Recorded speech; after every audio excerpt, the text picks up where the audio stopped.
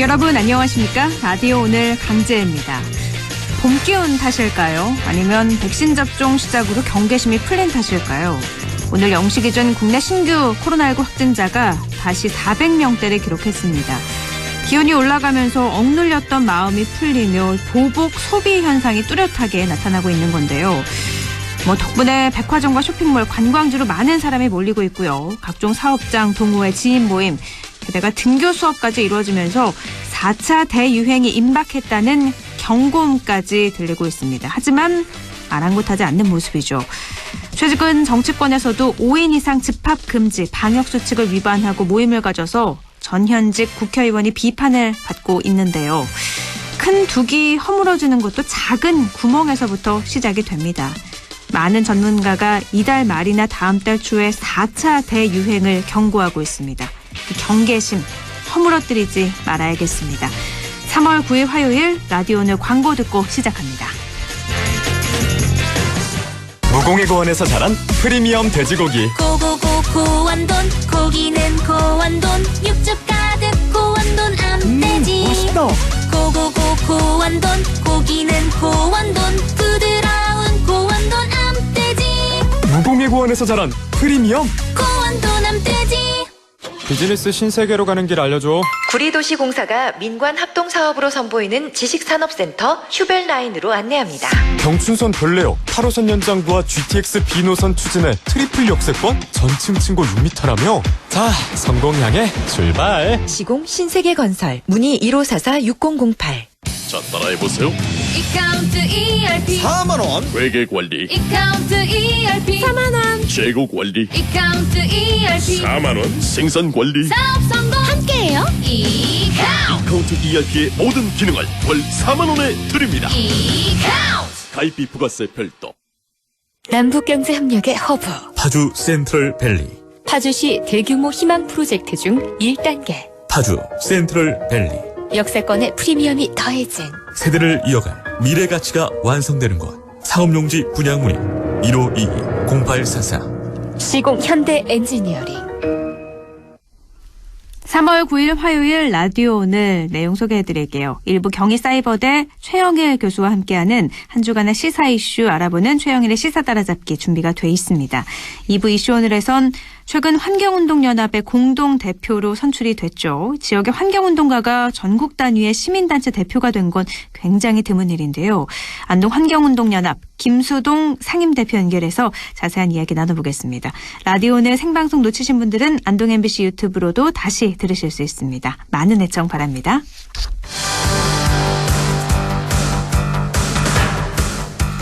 시사 이슈 함께 이야기해봅니다. 시사 따라잡기 최영의 시사평론가와 함께합니다. 안녕하세요. 네, 안녕하세요. 네, 재보선을 앞둔 정치권 매주 새로운 이슈에 반응을 하고 있는데 지난주에 LH 직원들의 땅 투기 의혹이 시작이 됐고요. 네. 이제는 어떻게 조사를 해야 할지 구체적인 조사 또 수사 방향, 수사 주체에 대해서도 이야기가 나오고 있는데 한번 쭉 살펴주시죠. 네, 이게 재보선을 한 달도 안 되는 기간을 남겨두고 네. 터진 일이고요. 지금 또 문재인 대통령 국정 지지율에도 당장 영향을 주는 것으로 나타나고 있습니다. 이 부동산 시장을 안정화시켜야 되는데 지금 총력을 기울이고 있는 정부 입장에서는 또 대형 악재가 터진 그런 상황이죠. 네. 자, 그런데 문제는 어떻게 이것을 잡을 것이냐. 우선 처음에는 시민단체가 고발을 한 14명 내외의 LH공사 직원이 이 3기 신도시 지역의 광명과 시흥 지역입니다. 네. 땅을 투기했다는 의혹이 나온 거죠. 그런데 한 100억 원 가까운, 거의 100억 원 가까운 한 7천여 평 정도를 무려 58억 원은 또 이 지역 농협에서 대출을 받아서 네. 10여 명이 샀다는 의혹이 공개됐고 내용이 대부분 이 사실이었습니다. 13명의 직원은 지금 직위 해제 상태거든요. 네. 그런데 이제 이게 다겠느냐 하는 문제입니다. 그렇다면 3기 신도시 어렵게 지금 이제 그래도 정부 시책에 맞춰서 이쪽에 주택을 구해서 들어가겠다고 생각하고 있는 이제 시민들 입장에서는 억장이 무너지는 일이 벌어진 건데요. 네. 시세 차익을 노리는 또 거기다 이제 비공개 정보를 내부 직원이 이 선제적으로 남용해서 이렇게 이제 부당이득을 취하려는 시도를 했다는 것인데 그러다 보니까 정부 입장에서는 이것을 아주 강력하게 대응하지 않을 수 없는 상황으로 커졌습니다. 네. 이 지난 일요일에 이제 관계장관 회의가 열렸고요. 이건 원래 수요일에 있을 예정이었습니다. 네. 그런데 이제 당겨서 일요일에 열었고 여기서 나온 내용은 합동조사단을 꾸린다. 그런데 여기는 이제 국토부, 행안부, 경찰청이 이제 참여하는, 그래서 국토부와 LH와 해당 지자체와 지자체 산하의 공기업의 모든 직원들에 대해서 전수조사를 하겠다. 그 다음에 확대된 게 이 직원만이 아니라 배우자와 직계 좀비 속에 대해서도 하겠다. 네. 심지어는 차명 계좌에 대해서도 하겠다. 이렇게 이제 확대돼서 지금 뭐 대상자가 지금 10만 명이 넘어가고 있는 상황입니다.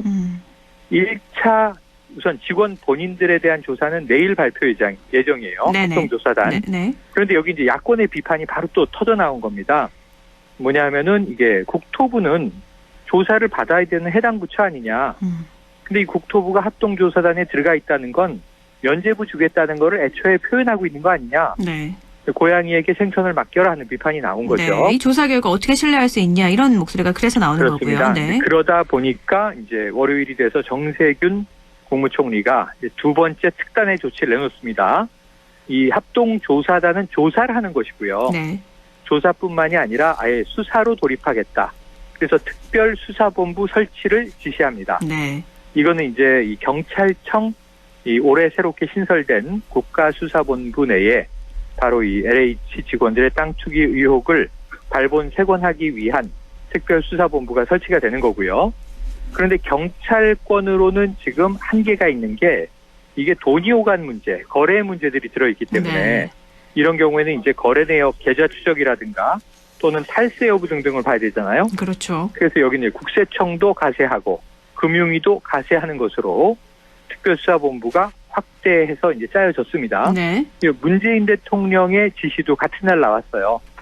그러니까 이제 이 권력기관 개혁 관련 업무 보고를 법무부와 그리고 이제 행안부에서 받으면서 대통령의 지시는 이것이 과연 개인적인 일탈인 것인지 구조적인 부패인 것인지 발본색원하기 위한 특단의 조치를 취하라 하는 이제 지시가 내려왔던 거죠. 네. 그래서 지금 조사와 수사가 병행되는 상황에 이제 돌입하게 된 겁니다. 네. 근데 여기서 야권은 또 하나의 이제 비판을 던집니다. 뭐냐면 이런 대형 부패 스캔들, 권력형 비리 사건은 기존에는 검찰이 합동수사단을 짜서 대응하는 것이었는데 왜 검찰은 배제했는가? 이런 이제 물음을 던지게 되죠. 네. 그런데 지금 올해부터는 우리가 다 알고 있다시피 검경 수사권 조정이 이제 일어났기 때문에 물론 이제 검찰에게 지금 6대 범죄에 대한 수사 권한은 남겨져 있습니다. 네. 이 사안을 지금 부패 범죄로 볼 수도 있고요. 그리고 또는 경제 범죄로 볼 수도 있습니다. 네. 검찰은 자체적으로 또 이제 이 수사본부를 설치한 것으로 이제 이야기가 전해졌는데요. 검찰은 경찰과 협력해서 추진하겠다.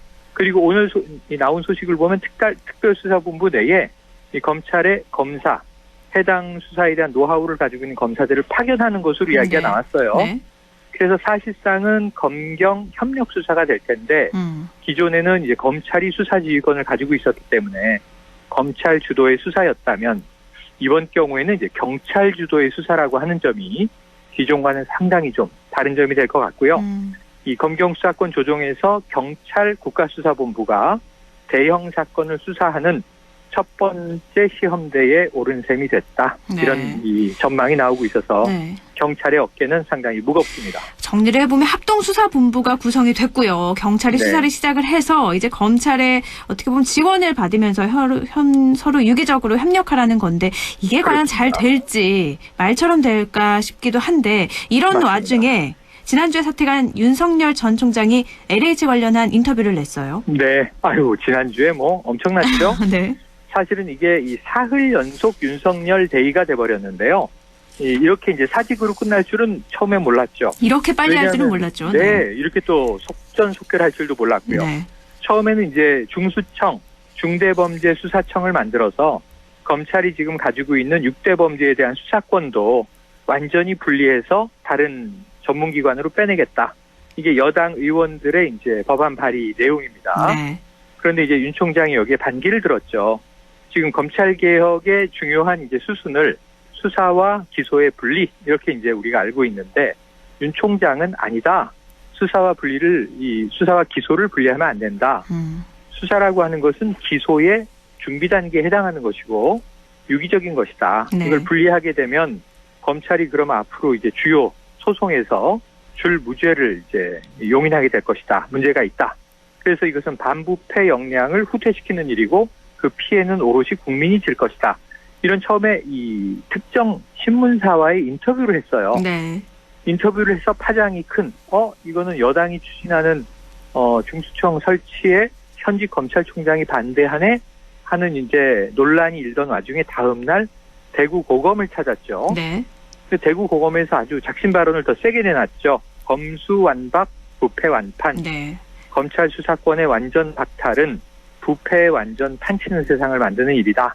라고 이제 맹비판을 하면서 대구 고검에선 따뜻한 말을 했어요. 이게 자천대서 같은 곳이거든요. 7년 전에. 그런데 이곳에서 자, 감회가 특별합니다. 라고 하면서 고향에 온 느낌입니다. 근데 권영진 대구시장이 화환을 건네는 또 이례적인 모습도 연출이 되고 이때부터 마치 대선 출정식 같은 분위기가 아닌가 하는 여야 정치권에 네. 분석들이 나오는 가운데 다음 날 반차를 내고 오전을 쉬었던 윤 총장이 이 오후 2시에 대검에 출근하면서 바로 폭탄 사직을 하게 된 겁니다. 네. 1분 동안 7문장을 읽었는데 이게 미묘했던 게요. 법조 기자들은 이것을 사표라고 썼지만 정치부 기자들은 출사표라고 썼습니다. 네. 예, 한쪽에서는 이게 검찰총장의 옷을 벗겠다는 의사가 명확히 들어있었는데 다른 쪽에서는 정치로 뛰어들겠다는 이야기 아닌가 이렇게 해석이 되는 대목이었고요. 자, 그런데 이제 윤석열 총장이 그러면 자연인이 됐는데 어떤 행보가 첫 번째 정치 행보일까 했는데 지난 일요일에 7일에 이 인터뷰와 또 매체와 인터뷰를 한 내용이 이제 실린 겁니다. LH에 대한 아주 강한 비판이었어요. 자신도 2005년 2기 신도시 시절에 경기도의 운정 파주 지역에 대한 수사에 투입됐던 적이 있다. 근데 그때 보니까 이것은 검찰이 모든 노하우를 다 투입해야 하는 아주 이제 대형 수사이기 때문에 네. 대대적인 수사의 전개가 필요하다. 그런데 지금 검찰에게 그것을 못하게 하고 있으니 이게 될 말인가 하는 이제 비판인 겁니다. 네. 그리고 나서 월요일에 더 쇼킹한 일이 벌어집니다. 모 여론조사에서 이제 윤석열 전 총장의 이 차기 대권 주자 적합도가 수직 상승하는 일이 벌어지죠. 네. 그리고 김종인 국민의힘 비대위원장이 별의 순간을 잡은 것 같다. 이런 이야기를 이제 남기게 되죠. 그래서 지금 이번 주는 지금 이제 서울, 부산 재보선이 한 달도 남지 않은 상황에서 네. 윤석열 전 총장이 또 정치권에 태풍의 눈으로 부각되어 있는 상황입니다. 검수완박, 부패완판이라는 말을 쓸 때부터 어떻게 보면 정치를 생각한 게 아니냐라는 얘기가 나왔지만 네. 정치 냄새가 확 생겼죠. 원래는 이런 말을 하던 사람이 아니었잖아요. 맞습니다. 네. 정무 감각이 없는 네. 이제 고위 공직자였는데 말이죠. 네. 그래서 윤석열 총장에 대해서는 이야기를 조금 이따가 해보고요. 네. 검찰이 6대 중대 범죄만 수사를 할 수 있는데 그럼 이러면 LH 투기 의혹에 관련해서는 6대 중대 범죄에 이게 포함이 될 수 있을지 이것도 궁금하거든요. 네네, 포함될 수 있습니다. 이건 뭐 해석과 경계는 네. 어느 정도 좀 자의성이 개입되는데 다만 문제는 지금 행정 라인이 있지 않습니까? 네.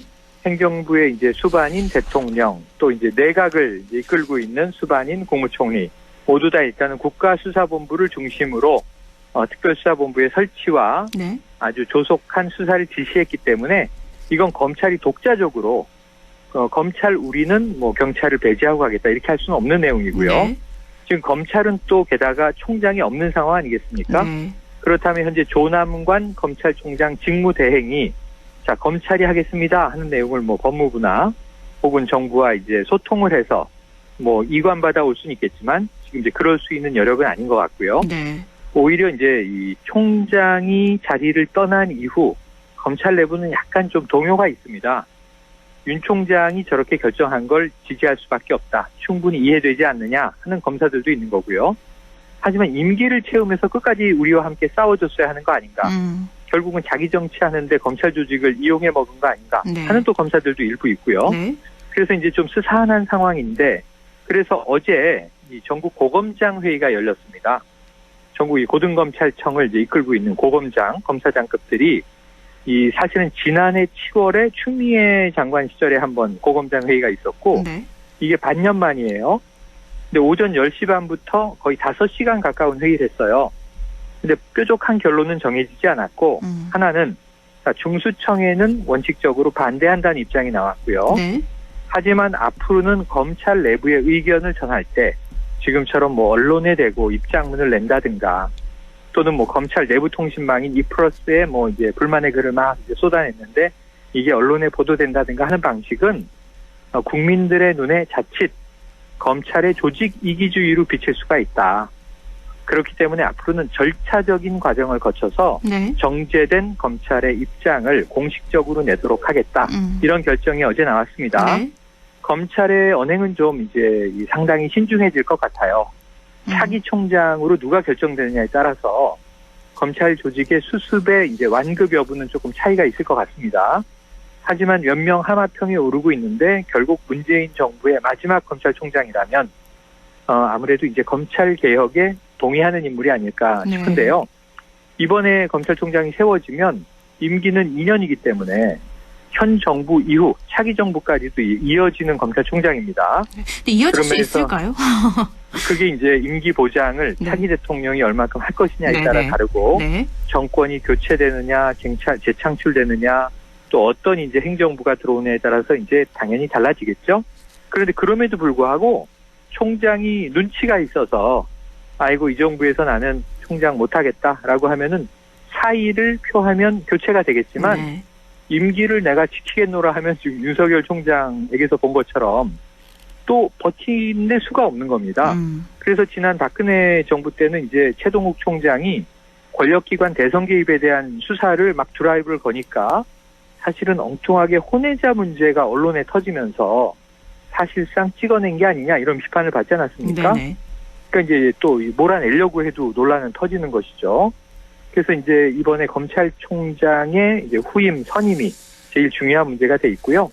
검찰은 아마 당분간은 최근 수사에서 대대적으로 나서지 않을 텐데 오히려 뜨거운 감자가 뭐냐 하면 한명숙 정 총리 이제 이 불법 정치자금 수수와 관련된 모해 위증 교사 혐의예요. 네.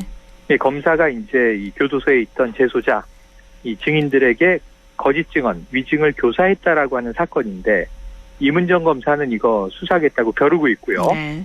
이 윤 전 총장은 이거 수사권 없다. 그러고 다른 이제 감찰 3과에 배당을 했는데 무혐의 이렇게 판단을 했거든요. 근데 이게 공수처에 또 고발이 돼 있었던 거예요. 네.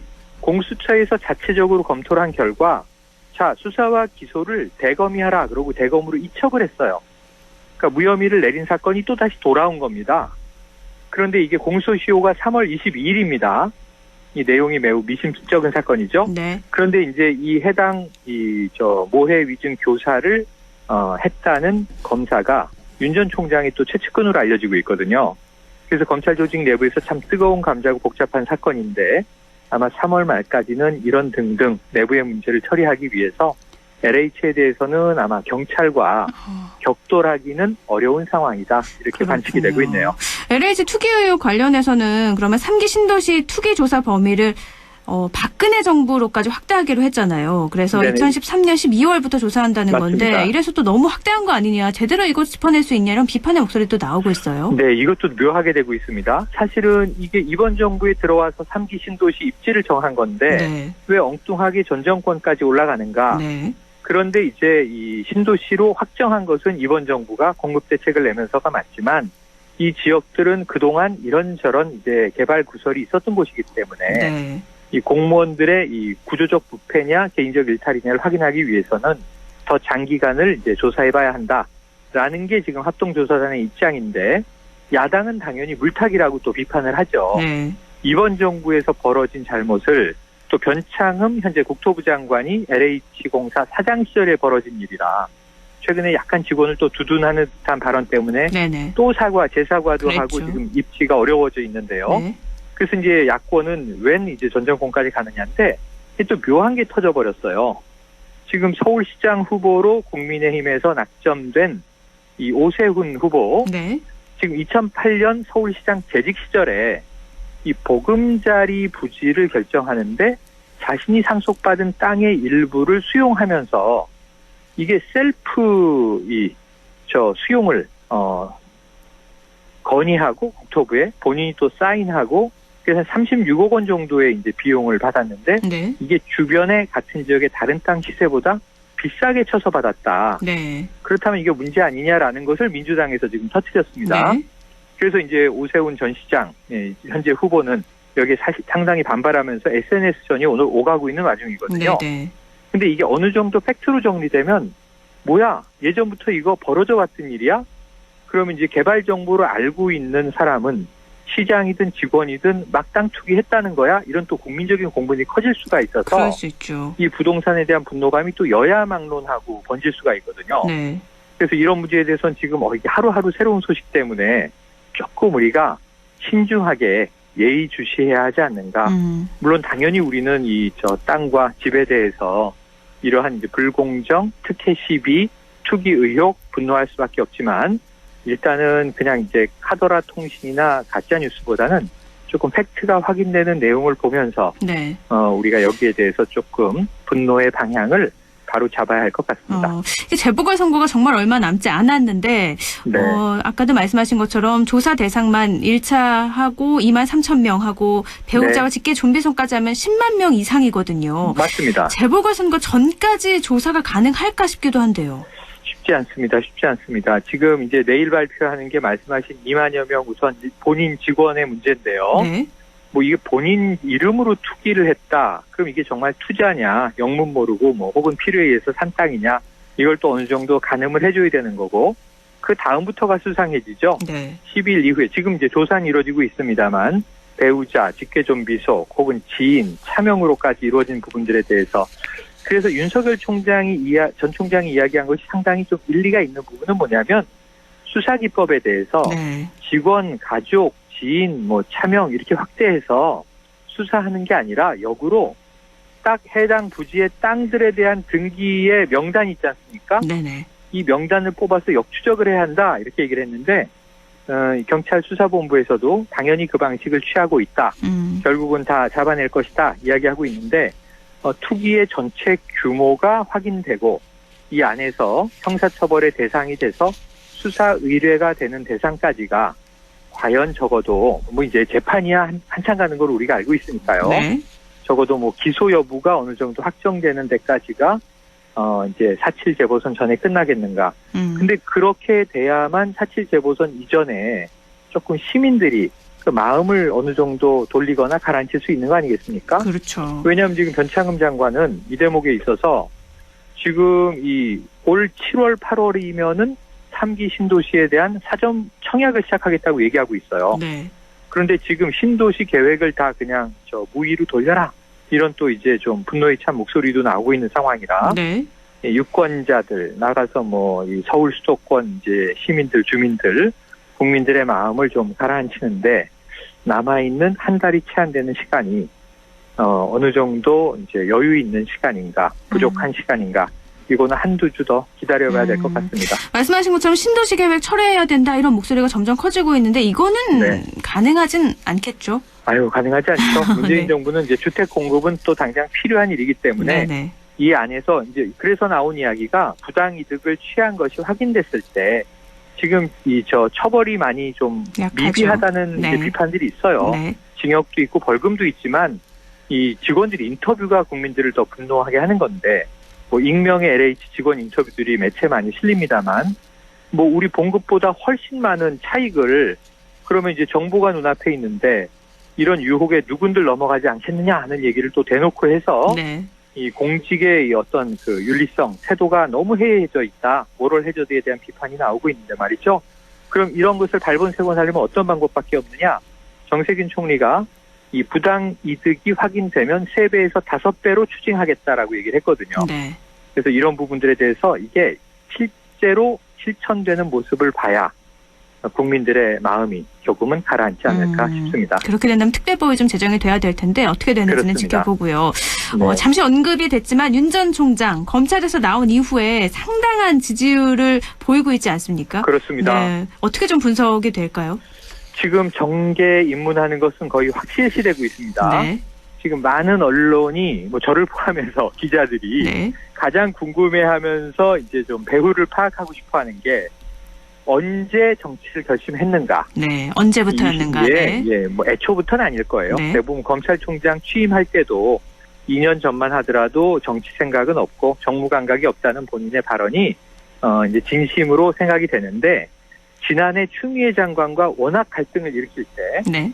어느 시점인가 자 이대로는 안 되겠다. 나도 칼을 뽑아야 되는구나 하는 결심을 하는 시점이 있었을 것으로 보여지고 그다음에 결심이야 혼자 한다 하더라도 감행은 혼자 할 수 없는 거거든요. 그렇죠. 세상에 혼자 하는 정치는 없는 거죠. 네.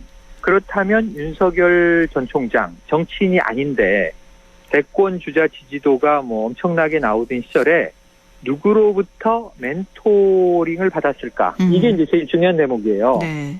그런데 이제 재밌는 대목이 지금 여권 인사도 거론이 되고 있어요. 네. 실제로 팩트인지 아닌지는 알 수 없지만 이미 이제 언론 매체에 거론된 인물은 정대철 전 민주당 고문도 있고요. 또 김한길 전 민주당 대표도 있습니다. 네. 근데 이제 대부분 이런 분들이 이제 친문이 아닌 비문이나 반문으로 분류되는 분들이고 상당히 원로들이죠. 뭐 충분히 정치적인 자문을 해줄 수 있는 나름의 이제 노하우나 뭐 해안은 가지고 있을 수 있는데 네. 그렇다면 지금 김종인 비대위원장은 자 이제는 이 문재인 정부를 등지고 나왔으니 이 우리 야당 사람이다 이렇게 얘기했단 말이에요. 네. 여권 인사만 접촉을 했겠습니까? 본인의 입지가 여권이 아닌데 네. 그렇다면 이제 과거 제3지대를 주창하던 인물도 있고 그리고 이제 당연히 이제 야당 보수층의 또 정치 원로도 있고 그다음에 윤석열 총장에 대한 아주 재미있는 가짜 뉴스가 이겁니다. 계룡산에서 출마 선언을 할 것이다. 아, 네. 네, 그래서 이게 가짜 뉴스인데 왜 계룡산을 사람들이 생각을 자꾸 할까? 네. 그럼 지금은 사그라진 충청 대망론의 주자라는 거예요. 네. 과거에 이제 JP로 불렸던 김종필 총재부터 또 최근에는 이제 밑으로 정치권에서 사라진 안희정 전 충남지사까지 촉망받았던 충청권 출신의 영남도 호남도 아닌 대통령 후보를 이제 바라는 충청권 민심이 있는데 네. 이게 지금 채워진 적이 없거든요.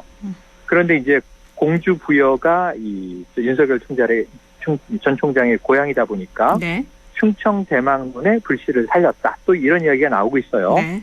그러다 보니까 오죽하면 이제 계룡산 출마설까지 나온 그런 상황인데 이것은 이제 신빙성은 없고요. 네. 어쨌든 여러 가지 복합적인 정치권의 기대들을 가지고 제3지대에서 정치적으로 독자 세력화할 것이다.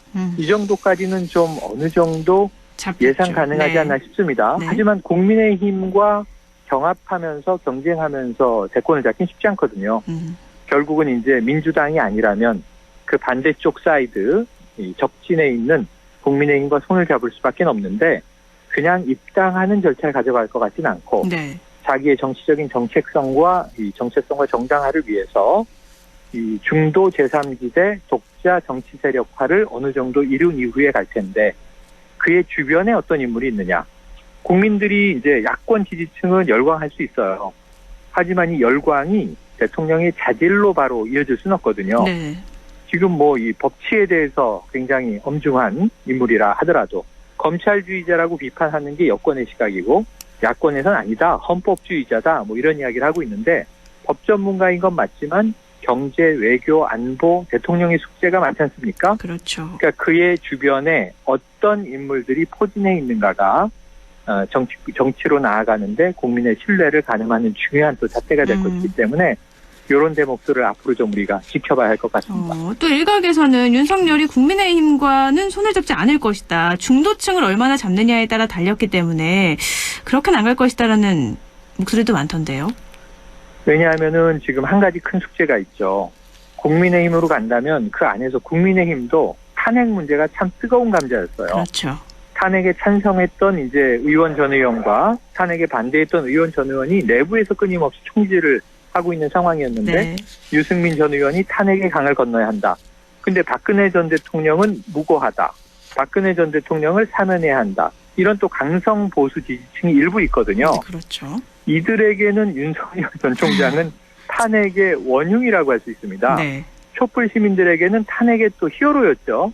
그래서 이 복잡한 캐릭터를 지금 이제 꼭 보수가 아니어도 중도 보수까지는 잡아야 되는 상황에 있는 윤석열 총장 입장에서 네.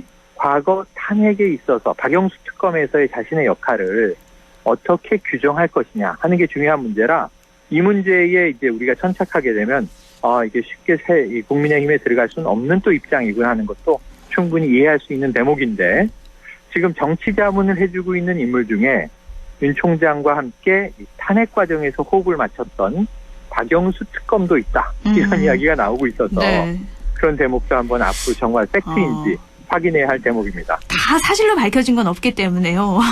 윤 전 총장이 앞으로 정치적 행보를 어떻게 보이느냐 이것도 지켜보는 것도 국민들의 네. 또 새로운 재미가 아닐까 싶습니다. 재미이기도 하고 제가 하나하나 팩트체크를 해나가도록 하겠습니다. 네, 다음 주에도 하나하나 해나가죠. 네. 오늘 말씀 고맙습니다. 네, 고맙습니다. 네, 최영일 시사평론가와 함께했습니다. 라디오 오늘 1부는 여기까지고요. 잠시 후 2부에서 뵐게요.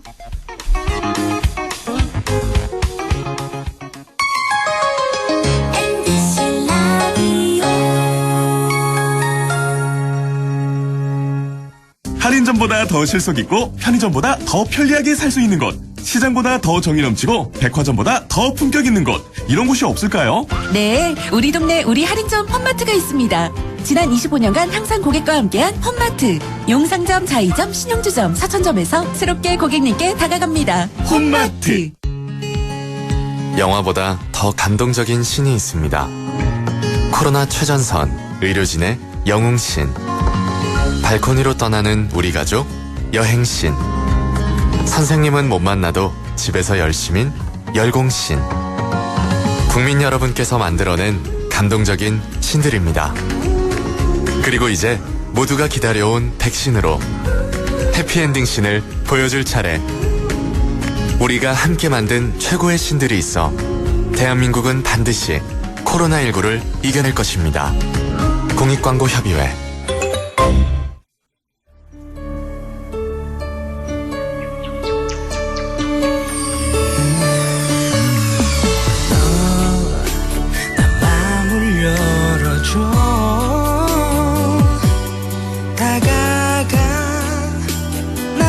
속삭이도록 언제나 내 생각으로 행복해야 해요.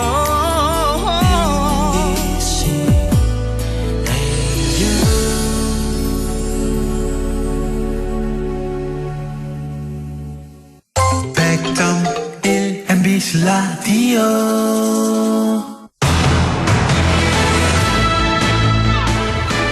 라디오 오늘 2부 순서 이슈 오늘입니다. 지난달 27일이죠. 환경운동연합은 온라인 대의원 대회를 열어서 향후 3년간 환경운동연합을 이끌 공동대표 5명을 선출했습니다. 지역에서 환경운동을 오랫동안 해온 시민단체 대표가 선출이 됐는데 굉장히 드문 일이라서요. 환경운동연합 김수동 공동대표 연결해서 자세한 이야기 나눠보겠습니다. 대표님 안녕하세요. 네, 안녕하세요. 네. 예, 김수동입니다. 네, 먼저 축하드립니다. 아이고, 예, 감사합니다. 네. 환경운동연합 13기 공동대표로 선출이 되셨는데요. 먼저 소감 좀 전해주세요. 예, 일단, 감사드리고요. 환경운동연합에서 저보다 정말 오랫동안 헌신적으로 활동해 오신 분들이 많은데도, 저에게 공동대표라는 역할을 맡긴 것은 아마 이게 낙동강 문제를 올해 안으로 해결하는데 더욱 노력하라는 그런 명령으로 알고 있습니다. 네. 이 지역에서 이렇게 환경운동을 해오신 건 물론 알고 있지만 이렇게 지역 시민단체 대표가 공동대표가 된 사례는 굉장히 이례적이라면서요. 예, 이례적이라고 할 수 있겠는데요. 네. 아마 이게 지금 갈수록 네. 환경 현안들이 지역에서 이렇게 다양하게 많이 나오니까 네. 지역의 현장에서 활동하는 그 역할들을 좀 더 크게 받지 않나 그렇게 생각을 합니다. 환경운동연합 30년 역사에서 지역 활동가 출신이 공동대표가 된 건 두 번째라고 하는데 이례적이죠. 네, 이번에 제가 두 번째로 그렇게 됐습니다. 네네. 잘 모르시는 분들을 위해서요. 간략하게 환경운동연합에 대해서 소개를 좀 해주시죠. 환경운동연합은 당연히 시민단체 시민들이 자발적으로 이제 후원을 하고, 시민들이 같은 목적을 향해서 이렇게 가도록, 하는 그런 단체인데요.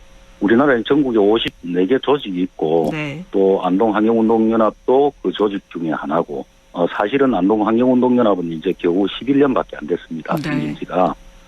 그리고 중앙에는 또 중앙사무처가 있고, 이렇게 전국적인 환경 문제들을 지역과 중앙이 연대하여 대처하는 이제, 규모로 보면은 아시아 최대 비정부 기구라고 할 수가 있습니다. 아시아 최대 비정부기고요. 예. 네네. 그 뿌리는 1988년대 공해추방 운동으로 시작해가지고, 이후에 92년에 환경운동연합이 만들어지게 되었죠. 알겠습니다. 또 김수동 대표님께서 지금까지 지역에서 낙동강 오염, 또 영풍 석포질환소 이런 문제를 많이 관심을 갖고 활동을 해오셨잖아요. 네네. 환경 문제에 이렇게 관심을 갖게 된 특별한 계기가 있었나요? 저는 굉장히 단순한데요. 2019년에 이명박 대통령이 대운하 계획을 후보 시절에 대운하 계획을 했다가 공약으로 했다가 이걸 다시 이제 그 여론에 밀려가지고 4대강 사업으로 이렇게 이름만 바꿔서 추진을 할 때 이게 대운하 사업은 강이 멀쩡한데 4대강이 멀쩡한 강을 국민 혈세를 그 막대한 돈을 22조를 들여가지고 강을 망치는 사업, 그러니까 자연성을 파괴하는 그런 사업이다라고 생각을 해서 이거를 4대강 사업을 저지를 안동에서도 해봐야 되겠다. 사실은 안동은 4대강 사업 영향권이 아니죠. 상주보까지 다 그 영향권인데 그래서 그 당시에 2010년에 안동에서 환경운동연합을 만들어서 4대강 사업 저지 활동을 하다가 결국 그 4대강 사업은 완성이 됐죠. 완성이 되고 나서 이제 그 배들이 지금 나타나기 시작하는데, 그렇게 시작한 환경운동이 지금까지 오게 됐습니다. 이명박 대통령의 4대강 사업으로 환경 문제에 더 큰 관심을 갖고 본격적으로 활동을 시작하게 되신 거군요. 알겠습니다. 네, 그렇게 됐죠. 지역에서도 다양한 환경 문제 발생해오고 있잖아요. 안타깝게도. 가장 기억에 남는 활동 하나를 꼽으라면 어떤 활동이세요? 예, 제가 한 10년 환경운동을 이렇게 하면서 지역의 문제만 이렇게 다루는 게 아니고 전국적으로 연대할 일이 있으면은 거기에서 이제 연대 지원을 하기도 하고 이렇게 하는데요. 우리가 이제 그 현대사회가 개발과 경제라는 문제로 이제 전국 곳곳에서 다양하게 갈등이 일어나고 있습니다. 그런 현장에 이제 활동가들이 지원을 하기 위해서 현장에서 같이 활동을 하는데요. 제가 가장 마음이 아픈 현장은 밀양 송전탑 건설에 따른 주민 갈등이 있었습니다. 그것이 가장 이제 제가 봤을 때는 가슴 아픈 현장이었다라고 보는데요. 밀양 역시나 한 8년 정도 송전탑 문제로 건설을 해야 된다. 주민들은 건설을 하지 마라. 그런 반대를 해오다가 거기 주민 한 분이 이치우라는 어르신이 농민이 이제 분신을 하게 됩니다.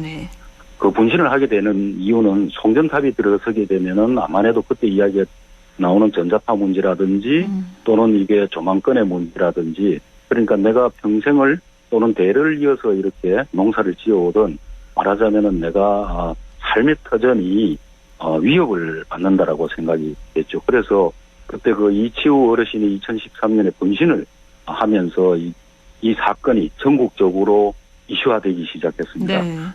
그래서 나중에는 결국은 이 밀양의 할배 할매들이라고 저는 표현을 하거든요. 이 할배 할매들이 핵발전소라는 게 뭔지 제가 폄하하는 건 아닌데 핵발전이나 이러한 것들을 거의 모르고 있던 상황에서 이 밀양 송전탑 이 싸움을 하면서 이게 결국은 신고리 5, 6호위에서 그 생산되는 핵발전소에서 생산되는 전기가 도심으로 가기 위해서 우리 지역을 지나가는 거구나. 이러한 잘못된 구조를 이제 그 할배들도 알게 됐죠. 그래서 제가 지금까지 여러 상황들이 있었습니다. 제가 전국의 현장이 강정마을 해공기지 문제, 영양댐 문제 이렇게 있었지만은 아마 밀양 그 할배들의 이런 싸움들이 정말 가슴에 기억에 남는 일이죠. 사실 환경 문제라고 하면은요, 이 밀양에 벌어진 고압 송전탑 사건도 그렇고 아직도 보상 문제가 끝내지 않았잖아요. 그래서 계속 이렇게 환경 문제는 오래도록 계속 싸워야 하는 힘든 일이기도 한데, 이번에 환경운동연합의 공동 대표가 되셨는데 앞으로의 계획이 좀 남다르실 것 같아요. 글쎄요, 굳이 남다를 거라고는 없을 것 같고요. 지금 그 공동대표를 지역에서 활동가 출신을, 제가 이제 뭐 그렇게 오래 하진 않았지만은 활동가 출신을 공동대표로 선출을, 해준 것은 아마, 지역에서 일어나는 환경 문제들을 좀 적극적으로, 지원하고, 그리고 또 적극적으로 해결하라는 그런 뜻이 아닐 거라고 보고, 지역 활동가들의 이제, 문제가, 사실은 환경 문제는 책상머리에 앉아서 하는 게 아니잖아요. 늘 이제 저희들도 사무실이 있지만은 사무실에 산조하는 것이 아니고, 환경 문제가 지역의 현안이나 이러한 이슈들이 있는 곳에 늘 찾아다니고 주민들을 만나고, 그래서 이제 그 환경 운동의 특성상, 지역에서 현장 활동을 하는 사람들한테, 결국은 그 힘이 실리게 되고, 앞으로 그 힘으로 결국 이 문제를 해결하는데 적극적으로 나서라는 그런 의미가 있을 것 같습니다. 네. 우리 지역에서도 꼭 해결하고 싶은 계획이 있으시다면서요? 예, 낙동강이 이제 사실은 5개 광역시도를 거쳐서 이렇게, 흘러가고 있는데, 네. 이 낙동강은 사실은 1,300만 명이 식수나 생활 용수로 사용하는 강이지 않습니까? 그렇죠. 그런데 여기에 낙동강의 최대 문제가 수질을 위협하는 최대 요인이 석고제련소에서 나오는 중금속 문제, 또 하나는 8개 보로 인해 가지고 매년 생겨나는 녹조 문제. 그래서 이걸 녹조 문제 때문에 그 부산이나 대구 치수원 이전 문제를 거론을 하고, 그리고 보다 본질적인 문제, 낙동강에 50년 동안 이 석고제련소가 가동이 되면서 중금속을, 가동률이나 중금속을 안동댐으로 차곡차곡 이렇게 퇴적시키고, 그리고 이게 언제 그 하류로 영향을 미칠지 모르는 그런 굉장히 위험스러운 상황이 있지 않습니까? 네네. 그래서 석고제련소 문제가 원래 환경관리협의회 활동이 조사 활동이 상반기에 끝나고, 네. 그리고 원래는 석고제련소가 통합환경허가제를 받아야 됩니다. 네네. 그래서 원래가 이제 저도 한 10여 년 가까이 석고제련소 폐쇄 운동을 하고 있지만은, 원래가 석고제련소 존폐 문제를 결정짓는 해다 올해 말까지. 네. 그리고 낙동강의 8개 보처리 방안이 원래 제대로 계획이 세워져야 된다. 그래서 낙동강의 문제가 이 2가지 현안 문제를 풀어나가는 것이 지금 가장 큰 문제라고 생각됩니다. 석포제련소 말씀을 하셔서요. 좀 여쭤볼게요. 영풍 석포제련소 폐수 배출로 2개월간의 조업정지 처분을 받아서 원래는 오는 4월부터 2달간 멈춰설 예정이었는데 계속해서 조업을 할 수 있게 됐잖아요. 네네. 그동안의 과정도 좀 간략하게 알려주시죠. 이게 2019년에 환경부에서 긴급 점검을 했을 때 2018년에 조업정지 20일을 받은 것에 누적 적용으로 돼가지고 처음에 4개월 2019년에 환경부에서 경상북도에다가 4개월 조업정지 행정처분을 요청을 했는데, 경상북도에서는 이거를 잘 위법은 아니지만은 이런저런 절차를 거쳐가지고 1년 반을 끌어왔었죠. 네네. 그래서 이걸 결국은 아마 협상의 과정이라고 보여지는데요. 4개월 조업정지가 경상북도에서는 늘 이게 너무 가혹한 조치다. 환경부의 조치가. 네. 그렇게 주장을 해오던 것이 행정협의조정위원회에서 2개월로 이렇게 행정처분을 권고를 했고, 그래서 또 원래 경상북도가 4월, 5월에 2개월 동안 조업정지 행정처분을 내렸는데, 이미 예상한 대로 역시 가처분 신청을 하고 행정소송에 지금 들어가 있지 않습니까? 네네. 물론 2018년에 20일 조업정지도 지금 항소심이 진행되고 있고, 그래서 2018년에 조업정지 행정처분이 내려진 게 행정소송 중에 있는데, 원래 2개월 조업정지를 받아들일 수는 없잖아요. 제련소 측에서도. 네네. 아마 앞으로도 이런 정부나 지방자치단체에서 행정처분을 하면은 모든 것을 이 소송으로 맞설 것이 예상이 되고, 혹시라도 올해 연말에 제련소가 폐쇄해야 되겠다. 그렇게 결정이 나더라도 제련소가 순순히 이걸 받아들일 거라고는 생각지 않습니다. 그러면 계속해서 영풍 석포제련소 폐쇄를 좀 요구하실 예정이신가요? 그렇죠. 이게 1990년대 장항제련소가 폐쇄를 했습니다. 네. 그 당시에 지금 이제 30년이 됐는데요. 아직도 복구 작업을 하고 있고 거기는 그 당항제련소는 강상류도 아니고 바닷가에 있지 않습니까? 네. 그 당시에 폐쇄될 당시에 토양오염, 주변 토양오염이 지금 영풍제련소가 14년에 조사한 바에 의하면은 납은 2,900, 가dum염은 4,300 정도 높습니다. 네. 그리고 이게 그 낙동강 1,300만 명 유역 국민들이 식생활 용수로 사용하고 있는 강상유에 이제 위치하고 있다는 것이 전혀 타당하지도 않고, 그리고 제련소도 지금은 여기에서 아연 원광석이 생산이 되지 않습니다. 그래서 세계 15개 나라에서 원광석을 수입해서 동해항에서 철도나 덤프 트럭으로 이렇게 물류를 이동을 해서 가져오는데, 네. 그러니까 물류 비용도 많이 먹히고, 그리고 더 이상 여기에서는 입지해서는 되지 않는 지역이기 때문에 이게 그 국가 백년지 대계로 본다라면은 네. 낙동강 유역이 1,300만 명 국민들이 안심하고 식수를 공급받을 수 있는 그런 상황을 만들기 위해서, 네. 그리고 낙동강 유역에 지속 가능한 사회를 만들기 위해서는 제련소가 폐쇄를 해야 된다. 폐쇄하고, 저는 그냥 폐쇄하고 없애라는 것이 아니라 적절히 그 국가와 기업이 봤을 때 적절한 지역에다가 이거를 이전을 하고 그리고 복구를 해야 된다. 그런 것이죠. 20일 조업정지, 2개월 조업정지도 계속해서 행정소송으로 맞서고 있는 상황에서 폐쇄까지 가는 건 참 어려운 길일 것 같긴 한데요. 앞으로 할 역할이 굉장히 많으실 것 같아요. 끝으로 덧붙이고 싶은 말씀이 있다면 청취자 여러분께 전해주시죠. 원래 우리 지역 가장 큰 문제가 이제 낙동강 유역의 영풍제련소 문제고요. 또 그리고 녹조 문제. 그리고 더욱 큰 문제는 뭐냐면 앞으로 이제 그 시간이 없다라고 이렇게 하는데, 지난해 우리가 기후 변동을 이렇게 봤지 않습니까? 네. 이 기후학자들은 이제 그 기후 변화를 넘어서서 기후 위기라고 말합니다. 이 기후 위기는 우리 사회, 우리 이웃, 그리고 우리가 우리나라 이것만 이렇게 기후 위기에 대처를 해서는 되는 일이 아니고 전 세계적으로 이제는 그 인류 그 생존권 문제가 이렇게 달려 있습니다. 기후 위기에 대처하는 것은. 그래서 일반 개개 시민부터 지자체 그리고 정부까지 이 기후 위기에 대처하는 정말로 적극 대처하는 그런 행동을 이제는 취해야 되겠고, 석포제련소 문제 또 한번 말씀을 드리는데요. 네네. 항공사 같은 경우는 슬러그 재처리 공장입니다. 네. 여기에서 하루 석탄을 500톤씩이나 태웁니다. 그럼 이게 석탄을 태운다는 건 세계적으로 기후 위기 문제에 대처하는데 세계적 투자 회사들이 이 석탄 하력, 화석 연료를 사용하는 기업에는 투자를 회피하자는 그런 운동이 있습니다. 네네. 우리나라에서도 실제 그렇게 하고 있고요. 그렇게 본다라면은 석포제련소는 기후 위기 문제를 보더라도 폐쇄를 해야 된다. 그렇게 보여집니다. 알겠습니다. 오늘은 여기까지 됐죠. 말씀 고맙습니다. 예, 감사합니다. 네, 환경운동연합 김수동 공동대표였습니다.